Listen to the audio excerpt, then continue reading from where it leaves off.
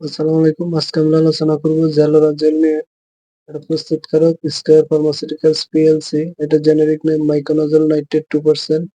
এটা 15 গ্রাম পিএর দাম 70 টাকা করে। নির্দেশনা কি জন্য জেলোরা জেল ব্যবহার করা হয়?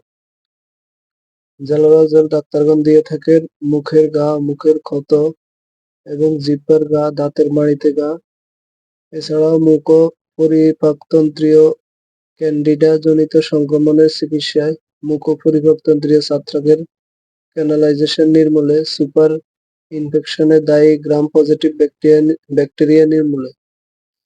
ফার্মাকোলজি: মাইকোনাজাল ডার্মাটোফাইট এবং ইস্টের বিরুদ্ধে ছত্রাক বিরোধী এবং কিছু কিছু গ্রাম পজিটিভ ব্যাসিলাই ও কক্কাই এর বিরুদ্ধে ব্যাকটেরিয়া বিরোধী কার্যকারিতা প্রদর্শন করে। মাইকোনাজাল আর্গস্টেরল সংশ্লেষণ ও মিথাইলেশন ধাপে বাধা দেয়। আর্গস্টেরল হলো ইস্ট ও ছত্রাকের প্রধান স্টেরল এবং এদের বায়োসিনথেটিক ফেতের শেষ উৎপাদ।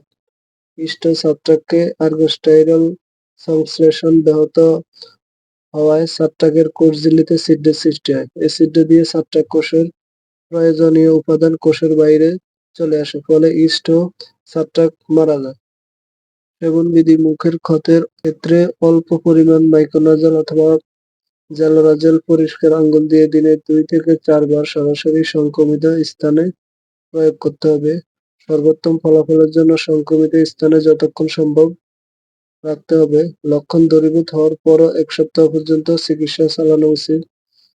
এছাড়া ওরাল ক্যান্ডিডিয়াসিস এর ক্ষেত্রে রাতে ডেন্টাল প্রস্থেসিস পরিহার করে জেল দিয়ে ব্রাশ করা উচিত। পার্শ্ব প্রতিক্রিয়া: বমি করা, দীর্ঘ ব্যবহারে ডায়রিয়া ও অ্যালার্জির প্রতিক্রিয়া দেখা দিতে পারে।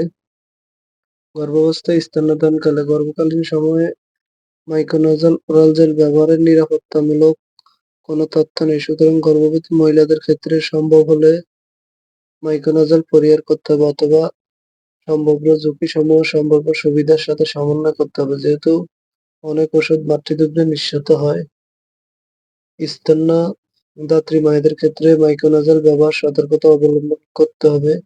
এছাড়া অবশ্যই চিকিৎসকের পরামর্শ অনুযায়ী ব্যবহার করতে হবে।